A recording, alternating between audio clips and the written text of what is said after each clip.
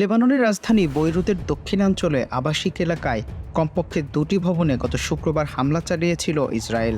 গত এক বছরের মধ্যে সবচেয়ে মারাত্মক হামলা এটি। লেবাননের স্বাস্থ্য মন্ত্রণালয়ের খবর অনুযায়ী এতে নারী ও শিশুসহ অন্তত ৪৫ জন নিহত হয়েছেন। লেবাননের সশস্ত্র গোষ্ঠী হিজবুল্লাহ জানিয়েছে এতে তাদের ২ জ্যেষ্ঠ নেতাসহ ১৬ সদস্য নিহত হয়েছেন, বাকিরা বেসামরিক জনগণ। ইসরায়েলের এমন ভয়াবহ হামলার পর ছেড়ে দিতে নারাজ হিজবুল্লাহ। ইসরায়েলের হামলার পাল্টা জবাব দিয়েছে তারা। শনিবার দেশটির উত্তরাঞ্চলের ২টি সামরিক অবস্থানে রকেট হামলা চালিয়েছে হিজবুল্লাহ, যদিও এতে ইসরায়েলের ক্ষয়ক্ষতির বিষয়ে কিছুই জানানো হয়নি কোনো দেশ থেকেই। অপরদিকে ইসরায়েলের সামরিক বাহিনী জানিয়েছে তারা শনিবার হিজবুল্লাহর অবস্থান লক্ষ্য করে নতুন করে আবারও হামলা চালিয়েছে।